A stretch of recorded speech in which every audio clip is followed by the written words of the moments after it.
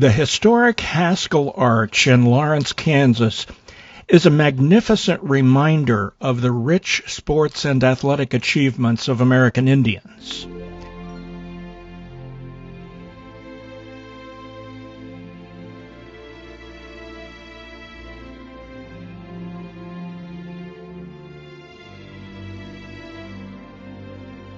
Haskell athletes won international accolades as a powerhouse in collegiate football in the 1920s and 30s. John Levi, an Arapaho from Bridgeport, Oklahoma, was named first-team All-American in 1923. Jim Thorpe said that Levi was the greatest athlete he had ever seen. After graduation from Haskell, John Levi served as both an assistant and head football coach at Haskell. He later was invited to try out for the New York Yankees. Another All-American football player was Lewis Rabbit Weller. He was a Caddo from northern Oklahoma. In his career at Haskell, he scored 13 touchdown runs of over 60 yards. In Haskell's win over the undefeated Oklahoma A&M, Rabbit Weller returned a kickoff for a 90-yard touchdown, and then later returned a punt for a 95-yard touchdown to beat Oklahoma A&M 13-12. He later played professionally for the Boston Redskins and the Tulsa Oilers. Mays McLean, a Cherokee from Pryor, Oklahoma, was an All-American in football and led the nation in scoring in 1926.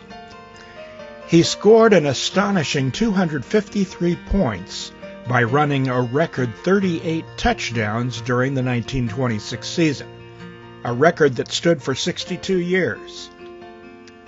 He scored a record 55 points in one game, running for 8 touchdowns and 7 extra points in a game against Wichita University. The Wichita Eagle wrote, "McLean put up the most astonishing exhibition of football ever seen in Wichita." 19-year-old Amisole Padasani competed in the 10,000 meter at the 1920 Olympics. In an interview after the race, he was asked what he wanted to do, and he said he wanted to get back to Haskell and complete 8th grade. One of the great athletes of Haskell's history was Buster Charles, who came in 4th at the 1932 Olympics in the decathlon.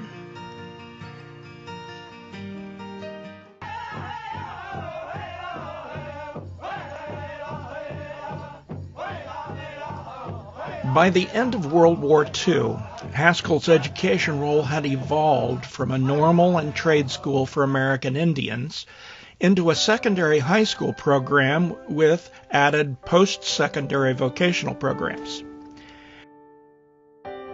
Transition came at a particularly difficult time in Indian history.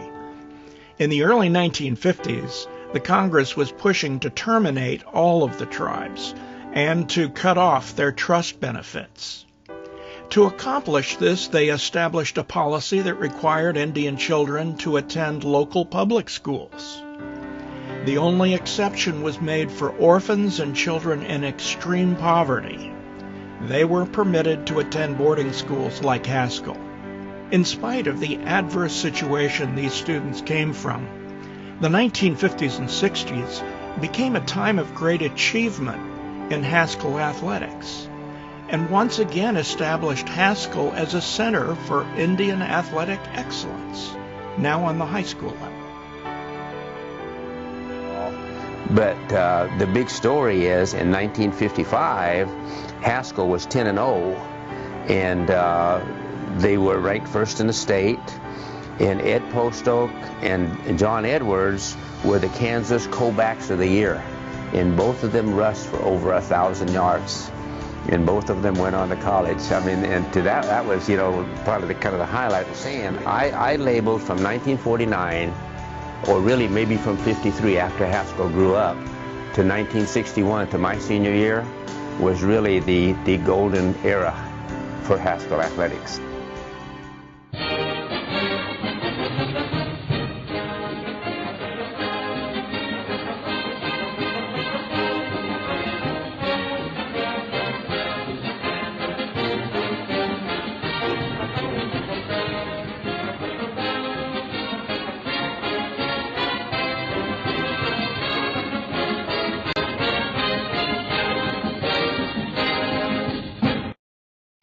During the 1950s and 60s, no one had a more positive influence on Haskell athletics than coach and athletic director Tony Coffin.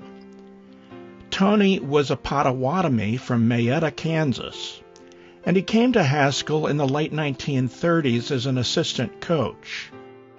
He had patience and he had understanding. And he was common with us.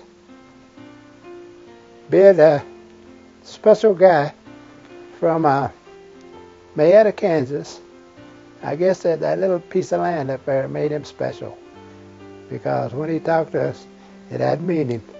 We knew it. We all knew it. He was a very polite individual, very understanding, and he never shouted at us. Now, I used to be amazed at that because most coaches will shout at you, but Tony Coffin never shouted at us, and I called the man a saint. So he put his arm around me and said, Jim, he said, I know where you come from. You're an orphan. You don't have anybody to look up to or any support, family support. So he said, I want to be part of your family. And I let him be part of my family. With his arm around my shoulder, he said, I live just down the street down here. You're welcome to my home. You're welcome to my icebox. You're welcome to be my family. And you're welcome to go to church with us. And so that was a start. And at that time, he became a father to me. But Tony and his wife were like that before his boys were born. I was the son, and John and Ed and all the rest of the guys became family to him. But I was in his house more than probably his kids were after they was born. And I couldn't ask for a very better person to be a guidance or a father to me. For myself, I feel that they took a little guy that was angry at the world and made me worth something. Made me worth being somebody, you know. Tony had a special gift for working with young Indian athletes. He was able to instill a strong work ethic in his players, and he inspired them to accomplish greater things than they thought they were capable of. All of these without the use of harsh discipline. He'd tell you how to do it, but he wouldn't tell you to do it. It came from in here, you know. He wanted it to come from you, and he just had a way with all of us. I don't care who it is. I'm sure they would tell you basically the same thing. He was really, I mean, he knew the X's and O's, or he knew the, you know, game plan. He knew those kind of things. But more than that, he helped you become a complete person, and that's what I really, you know, as I've grown older, and that's what I tried to do in my coaching years here at Haskell. I remember as a freshman sitting down and Coach Coffin is talking to all of the athletes, and he's talking about, in this audience, some of you can become great. Then he looked past the big football players who I think had just come off of an undefeated season, and there was a young freshman, the smallest freshman, I was the second smallest, and he looked at both of us, Carl Pierce, and said, one of you, for example, I'm not just talking about you big, great athletes, you young football players, one of you two, the two littlest ones here. One of you might just be the person that goes on and achieves something great in sport. So Tony had that unique ability to inspire you within. I had a chance to come back after I graduated from college to work under him closely every day for 5 years. And so it was really valuable for me because as a beginning coach, every day it was like a coaching clinic. Tony was convinced that sports involvement at both a team and individual level gave Haskell students the greatest opportunities to develop self-confidence, pride, and character. These opportunities were few and far between in their home communities at that time. Coach Coffin's policy was to encourage all students that were physically able to participate in athletics, whether they were athletically gifted or not. And his ability to motivate students can be found in the Haskell records of 1953, when there were 173 boys enrolled at Haskell, and 110 of those boys received athletic awards for interschool athletics. He helped me tremendously. You know, in sports, he put me on detail in the gym, and I shot hook shots for 45 minutes before we ever practiced, and I got where I couldn't be. During the track season, he once sent 4 teams to 4 track meets on the same day with different boys on each team. Haskell was the undefeated state champion that year. Coach Coffin and his staff encouraged students to stay in school. Like I said, I was there for 2 weeks, and I was about ready to run off and come back home, and that's when I was coming home. I was going to hitchhike home that time, and I went out. I was walking toward the north end of the campus there, and old Pete Shepard called me in there and told me and everything, and he convinced me to stay. He said, "You stay till Christmas, and if you don't like it, you can stay home." And when I come back home on Christmas, I was ready to go right on back then because I missed Haskell. He was a good guy, man. Yeah, I learned a lot from him in sports, you know, and same way with Tony Coffin. That guy was a good idol guy, you know. He knew what he was talking about, you know. From 1952 through 1962, Haskell dominated the Jayhawk Conference by winning 10 consecutive conference championships in track and field and cross country. And there were just so many good things happen. I mean, you know, you looked at that and we just dominated. Especially, we were state champions in '59, and it just goes through the Haskell. We just dominated track and field and cross country. The Haskell football programs won 2 outright conference titles, one in 1953 and the other in 1959, with the 1955 team tying for the league title. While the 1951 football season had a disappointing record of 2 wins and 7 losses, the 1952 season was a totally different story. Haskell had their best record since 1946 by winning 8 games and losing only 1 that season. This was before entering the Jayhawk League, and most of their opponents were much larger Kansas high schools. By far their strongest competitor that season was their final game against Emporia, Kansas. During that game, Ed Postoke rushed for an astonishing 196 yards. Tom Jimboy played as a running back in that game. And I thought there for a minute that we just might lose that game because it was closing seconds. We scored that touchdown, and never run that play before. And Tony called it, and I just thought, oh no, this is not going to work. And John took the ball and went around the right end. And Reginald House, I think that's probably the first time he ever caught a pass. And it just so happened he was wide open down on the end zone, and we caught that. And John threw it, and made some kids cry there at Emporia. James Ryle, Lloyd Elm, and Ed Postoke were honored that year by being named All-Conference. And Ed Postoke was selected for the All-State team. James Ryle and Lloyd Elm were named All-State Honorable Mention.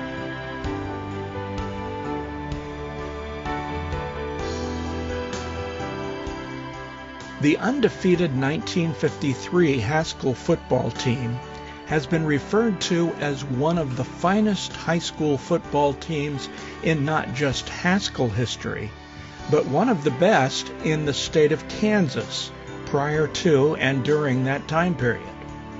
Statistically, the 1953 team was a juggernaut. I do. He was a good quarterback. He wasn't a tall person, but he was a good quarterback.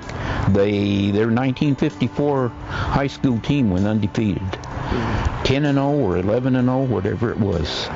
Yeah. He was a good ball handler. Deceptive. And then With Johnny Edwards there, he could go from sideline to sideline before he'd finally end up going downfield for a touchdown. He would almost tire people out from sideline to sideline. Yeah. And they averaged that year, their undefeated team, they averaged a first down every other play. So, I mean, he could go 5 yards, Ed could go 5 yards, or he could go 10 yards and no yards. But they averaged 10, first down every other play that year. John Edwards, he was a great runner. He would get the ball and he would start from maybe 10 yards down here and then just zigzag, just like this, just escaping from all the opponents, and next thing you know, he's scoring. Yeah. It was beautiful to see him run like that. But I remember the play.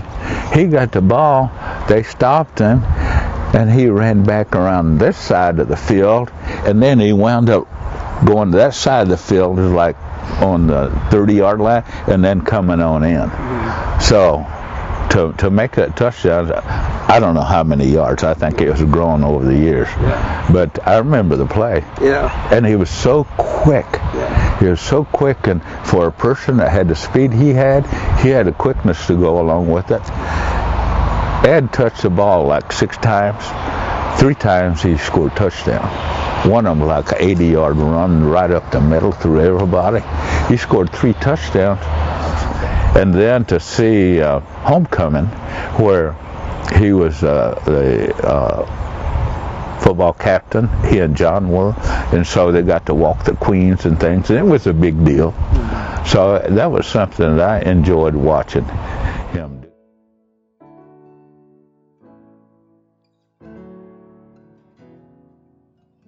Between 1953 and 1957, Haskell won 4 consecutive basketball conference titles, 4 district titles, and 2 regional titles. In 1953, Haskell advanced to the Class AA state tournament before falling to Wichita North, a much larger school with a much larger enrollment. 4 players were named All-Conference. James Ryle, Lloyd Elm, and Ed Postoke were named first team. Walter Mills was honorable mention. In 1956, Haskell had its most successful high school basketball team, winning over 20 ball games. It was the first 20-win basketball season in school history. The 56 basketball team featured 2 exciting players, Willie Sevier and Wayne Postoke. Yeah, we had full court pressure every game. And a lot of the games we would win in our last quarter because we were still running, and those other guys would poop out. Yeah. We'd steal the ball, and they were so tired of pressing the whole game, they would throw a pass, we'd intercept layup, and that's how we won a lot of our games the last quarter. Who both made all-conference first team. For Willie Sevier, it was the 2nd consecutive year he had been named to the All-Jayhawk League first team. The 56 team worked its way through the district and regional tournaments, earning their way to the state tournament. I probably hadn't happened ever in intercollegiate sports, playing for the state championship for Kansas. Start lineup was from Oklahoma. And so it was like Ken Bailey and I were the guards, and Willis Sevier and Elliot Rowell were the forwards, and then Eugene Black was the center. And so we're all from Oklahoma and playing for the state championship. We got beat, it was a close game, I think like 3 points, and to win the state. 1957 was Coach Coffin's last year as head basketball coach, and the team had an excellent record of 17 wins and 4 losses. They won both the conference title and the district, but were upset in the regional final with Marysville. The team was led by 2 juniors, Bob McCoser and Ken Bailey. McCoser was named to the all-conference first team, Ken Bailey, second team, and Lee Edwards was honorable mention. Top honors went to Elliot Ryle, who was named most valuable player in the Jayhawk Conference. Sadly, 1957 was Ken Bailey's last season. He was killed in a tragic automobile accident in 1958. Now, I've talked to coaches from back in that time when he was here. I'm talking about Northeast Kansas people, the older guys, because I see them on a golf course once in a while. They still talk about Ken Bailey. They went to Haskell football game just to watch that guy play. So yes, he was an outstanding athlete. In 1957, Coach Coffin suffered a heart attack and was forced to cut back on his coaching responsibilities. As athletic director, he hired Eustace Llewellyn to the varsity football coach. Coach Lou, as he was affectionately known, was a great admirer of Coach Coffin and had coached against him at Holton.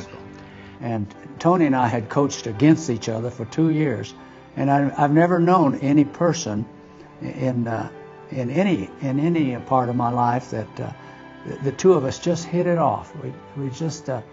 We appreciated each other as coaching opponents, and so I was at that time I was running the split tee offense, and Tony thought that these Haskell kids would really be good at running the split tee. So that was one reason he wanted me to come down. 1957 was Coach Lou's first year as head football coach. The severe flu outbreak on campus highly affected the football squad, postponing one game and knocking out 40 of the 60-man team. Despite these losses, the 57 team still featured several outstanding performers. Ken Bailey and Dave Hearn were announced as first-team All-Jayhawk League selections. Ken Bailey recorded one of Haskell football's highest single-season scoring records by scoring 108 points during the season. Hearn had a Haskell record of 120 tackles in one season and averaged over 13 tackles a game.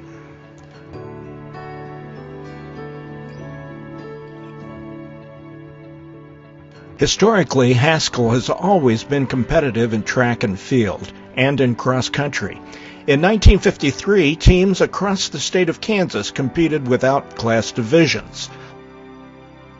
Large city schools competed against smaller rural schools. In 1953, Haskell proved they could hold their own and were very competitive against much larger opponents. They were the dominant team in all events at 4 out of 5 meets that year and won the Jayhawk Conference title. John Edwards and Franklin Beaver were leading point producers in track and field. The record-breaking relay team consisted of Frank Beaver, John Edwards, Marvin Sam, and Ed Postoke.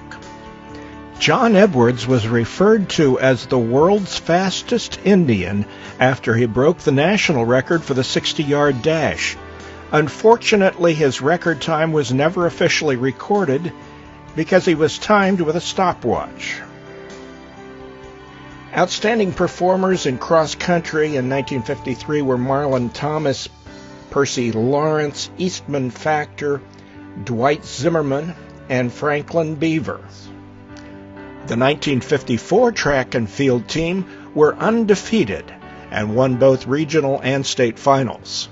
They are considered to be one of the all-time best teams that Haskell ever produced. One of Haskell's all-time best mile runners was Ted Lewis, who set a mile record that year of 4 minutes 37 seconds. John Edwards and Frank Beaver, along with Warren Nephew, were consistent leading scorers. The 1955 track and field roster introduced a Haskell runner who was to become legendary as an Olympic gold medalist, Billy Mills. He was Haskell's highest scorer that year at the state indoor championship in Manhattan, Kansas. During the season, Mills, Ted Lewis, and Warren Nephew were the most outstanding performers. In the Ottawa relays, Mills broke the meets record with a run of 4:42. Warren Nephew set a new meet record in the pole vault. They went on to win their 4th Jayhawk League title and took second place in the state championship. The 1955 cross-country team were again Jayhawk League champions and were runner-up in the state championship, losing to a powerful 2A Wichita East team. The 1956 track and field team were again led by Ted Lewis and Billy Mills, who raked up points all years as distance runners.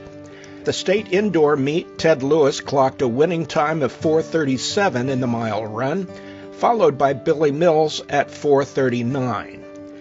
They ran first and second in 3 meets that season, and at the Ottawa Relays, Ted Lewis broke the meet's record with a 4-minute 34-second mile. And at Emporia, he won the mile event with a personal best of 4 minutes 29 seconds. A week later, Billy Mills won the mile event with a time of 4:30, and Lewis then came in second at 4:32. Ted was constantly beating me, and then my drive was to eventually beat Ted. He played football on a Friday night. Might have a few ribs that were a little bruised, and he'd come up and run against me Saturday morning in cross country. And we'd have these incredible battles, and we'd be running, and Ted would say, "Did you see that guy hit me? A couple of my ribs are bruised." And I'm struggling fresh, a good night's sleep trying to beat him, and I'd get him at the finish. One year in Paris, I was being interviewed by L'Equipe, and this one reporter said, "Who was the toughest athlete you ever competed against?" So I said, "Ted Lewis." And the guy starts flipping through the pages, and he says, "I got all the world-class runners here. He's not on the list." I said he was not a world-class runner. He was a world-class high school runner, and was the toughest athlete I ever competed against. Well, where's he from? What country? And I said, well, he's a member of the Mohawk Nation. We went to high school together. When Tony Coffin introduced the 1956 cross-country team at a Haskell pep rally, he told the assembled students and staff that this Haskell cross-country team was not only the best team in the state of Kansas, but in his opinion, it was the best cross-country team in the United States.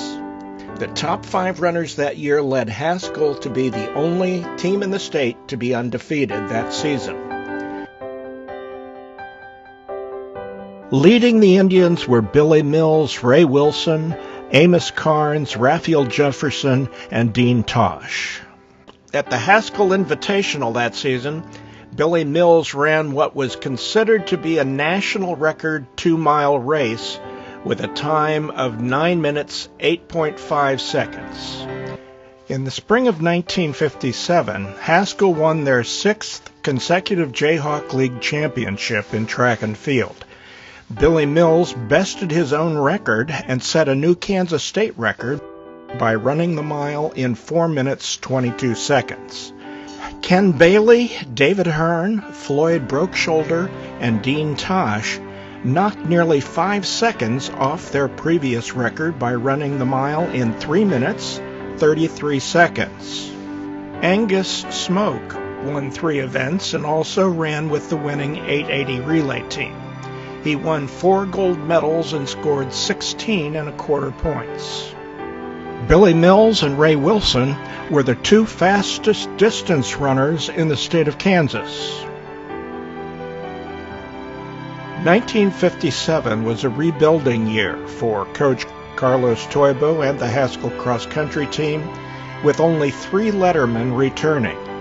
But even with the loss of 4 of their 5 top runners, the young cross-country team won the Jayhawk Conference title and were the regional champs and were runner-up in the state championship, losing to a powerful 2A school, Wichita East.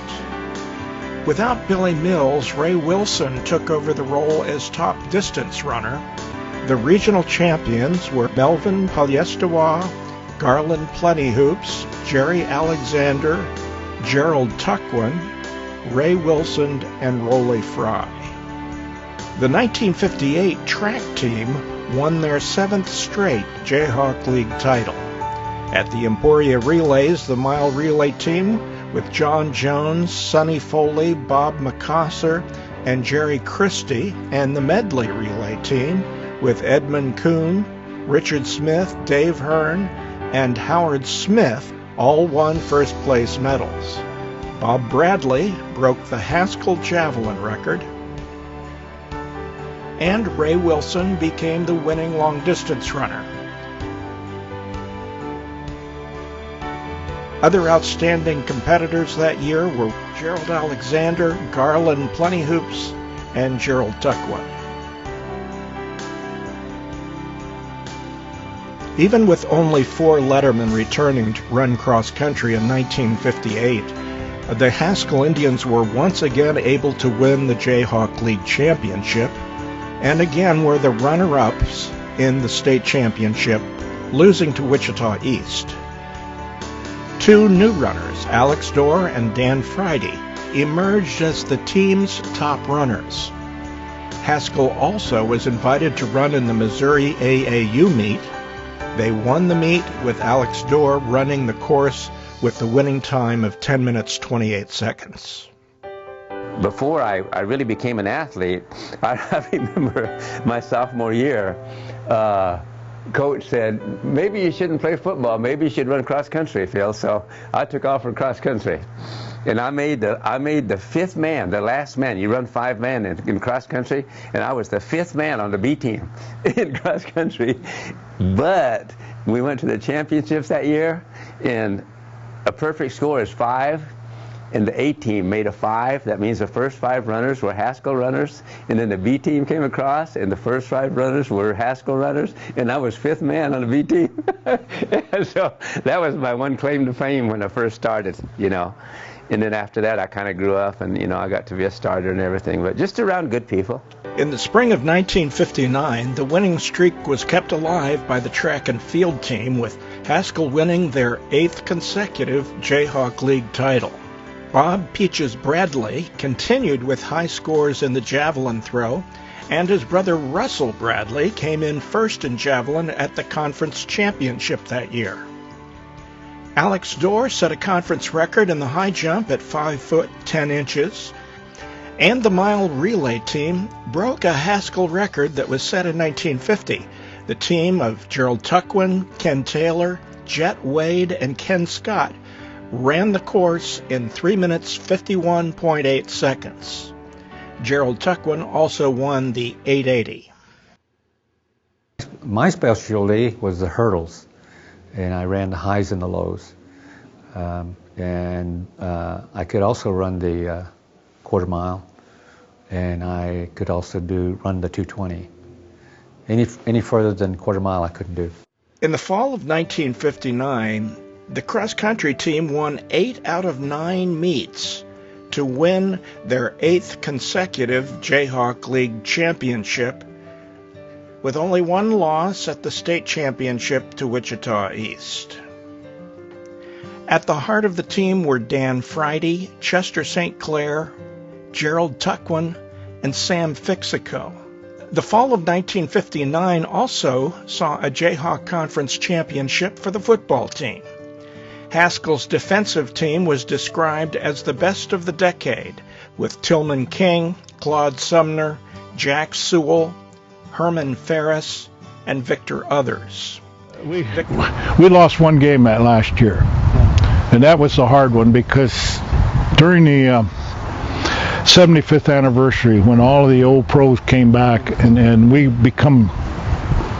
met the idols, the teams of 1926, and we wanted to do good. We were unscored on, undefeated, and then we had a flu epidemic that fall, and over half of our players got laid out with that. So we had to postpone one of our games, and then we played the next one on half a crew during a homecoming, and we lost the game.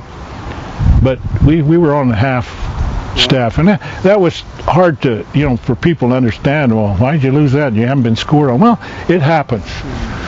But we learned from it. We went forward. I think we only let, out of the whole year of 9 games, we only let 6 touchdowns go across the line. Victor Others was named to the 1959 All-State team. Outstanding offensive players that season were Ed Kuhn and Victor Others.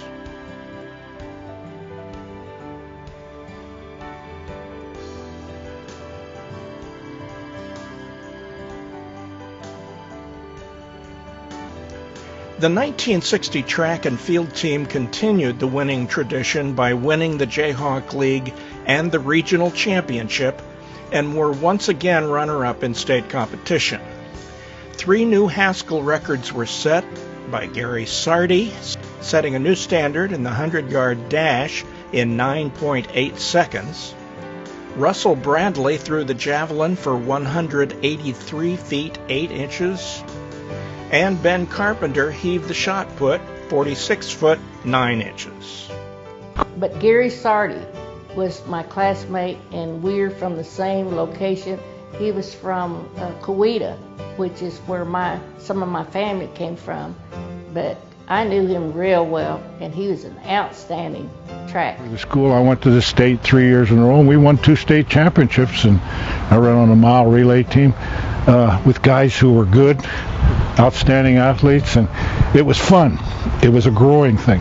There was no one could beat Gary Sardi in a foot race. He won he won all the hundreds, the 200s, and the quarters.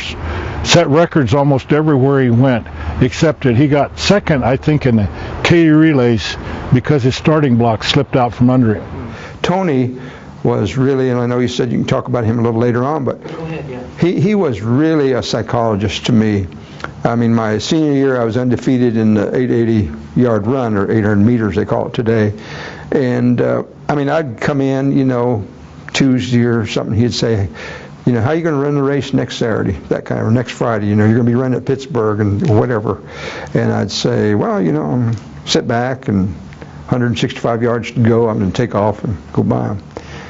And he'd look at me and he'd say, you know what, if you get that haircut, he said, you're going to look really great when you break that tape.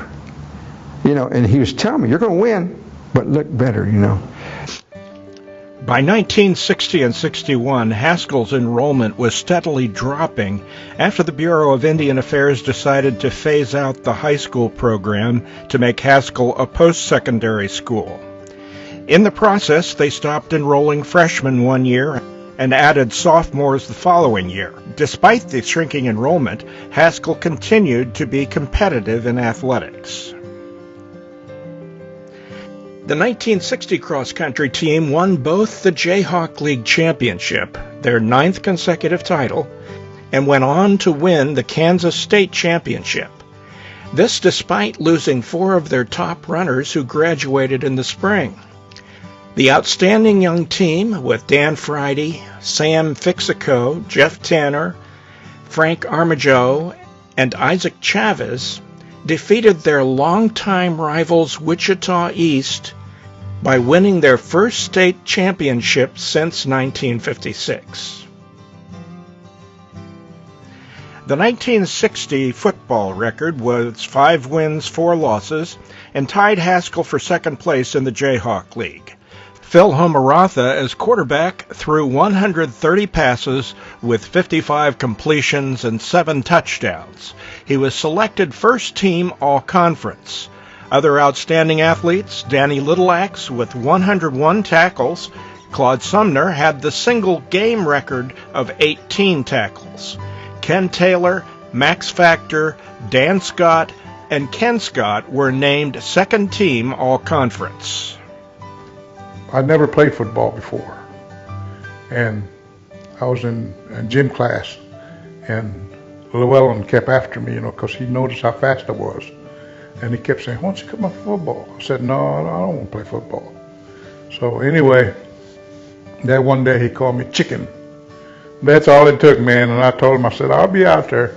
And so anyway, that's why I started playing football for Haskell when I was a freshman. And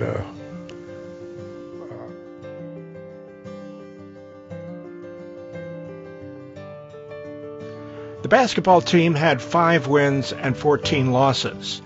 Ken Taylor was named second team all-conference, and Phil Homaratha was named honorable mention. In 1961, Haskell won its 10th straight Jayhawk League track and field title. This was a remarkable milestone given the overall size of the student population and the personal hardships these athletes had to overcome before coming to Haskell. The Indians dominated the league. outstanding track athletes on the 1961 team were sprinters Bob Yarbrough, Gerald Poe, hurdlers Dan Scott, Claude Sumner, and Sam Snake, field event specialists Dan Albert, Darrell Ferris, and javelin thrower Phil Homaratha. Distance runners were Dan Friday, Sam Fixico, Isaac Chavez, Herb Gillum, Chester Mills, and Tom Tuckwin. The 1961-62 athletic season was the final year for the Jayhawk League. 2 larger high schools dropped out because of increased enrollments, forcing the remaining Jayhawk League schools to join the newly formed Centennial Conference. The 1961 cross-country team captured their 10th and final Jayhawk Conference championship. Notably, Sam Fixico came within 2 seconds of matching Billy Mills' Jayhawk Conference record of 10:03 by running the 2-mile course in 10:05. Haskell runners who finished in the top 5 at the conference meet were Isaac Chavez and Gary Chingman. This was the first team since 1954 that did not qualify to go to the state championship. The 1961 football team won 4 and lost 4 with 1 tie that season. The team was led by backs Charles Mealy, Sam Snake, John Romero, and quarterback Dwayne Harris. On the defensive side were Tom Tuckwin, Chester Mills, Richard Palmer, and Haskell High School's all-time leading tackler Darrell Ferris, who finished the season by making an incredible 186 tackles for the year, an average of 20 tackles per game. Ferris went on to be named to the All-Area and All-State teams for his remarkable play. In the spring of 1962, Haskell track and field team won their 10th straight conference title. Sam Fixico and Isaac Chavez were the best in the mile run. Tom Tuckwin and Billy Mills' younger brother Chester ran in the 880. 3 former athletes came back to Haskell as coaches. Wayne Postoke, who had been a star athlete in both football and basketball, came back and coached for 10 years. And he was the only Haskell coach to have 2 20-win seasons in basketball.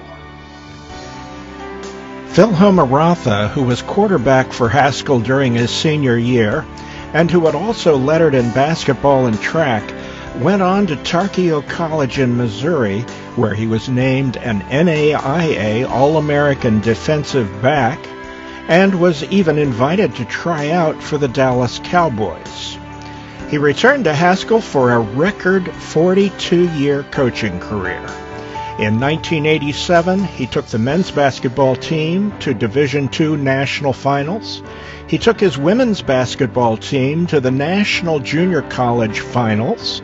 And in 2008, he took his women's basketball team to the NAIA Nationals. His deep devotion to Haskell was evident to everyone who knew him. Gerald Tuckwin starred as the 880 or half-mile runner for Haskell and still holds the record for the 3rd best time in the 880 in Haskell history.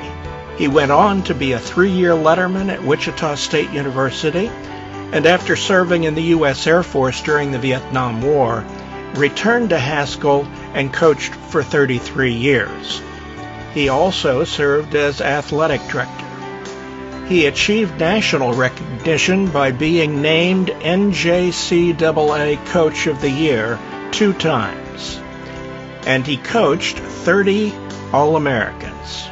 He was inducted into the American Indian Athletic Hall of Fame in 2009. After graduating from Haskell, John Edwards ran professionally for a track club in California. He was named the world's fastest Indian in 1966 after he broke the national record for the 60-yard dash. Unfortunately, his record time was never officially recorded because he was timed with a stopwatch rather than electronically. Billy Mills went on to the University of Kansas and then to the 1964 Olympics in Japan, where he won the gold medal in the 10,000 meter.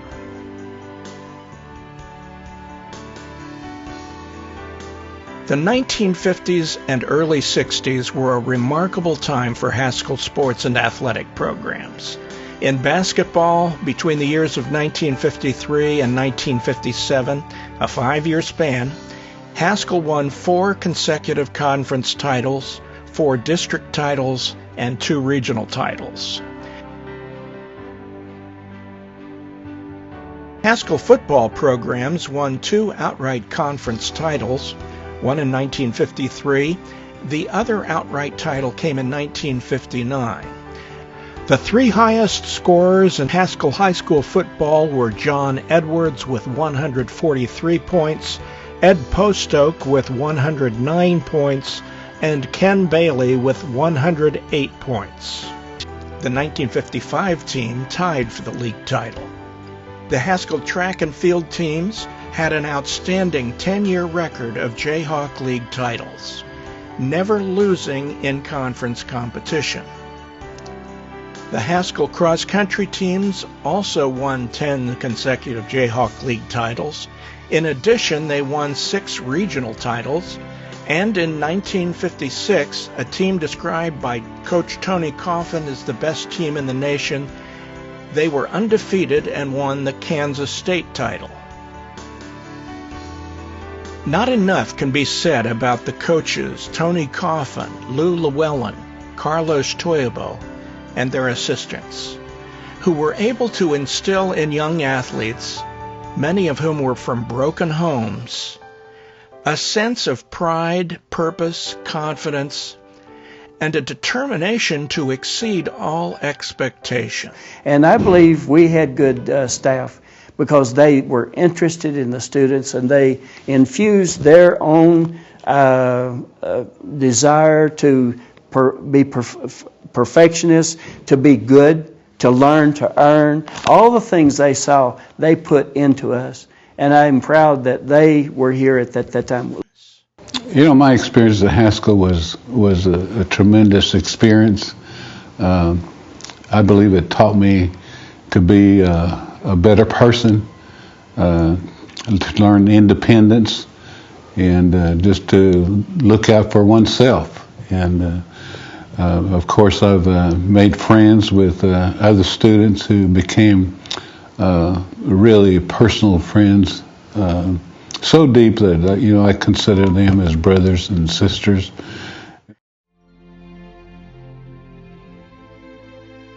Haskell's century-long tradition of outstanding athletic achievement is a great source of pride for former students, athletes, and their families. But more than this, it has been a source of national pride. It has demonstrated to young American Indians that they can not only compete, but that they can excel. It was this national pride that led to the construction of the Haskell Stadium in the 1920s, when Haskell had become a national power in college football. The Haskell Stadium was built entirely with the donations from Indian people from across the country. No state or federal funding was used. And when it opened, it was totally paid for.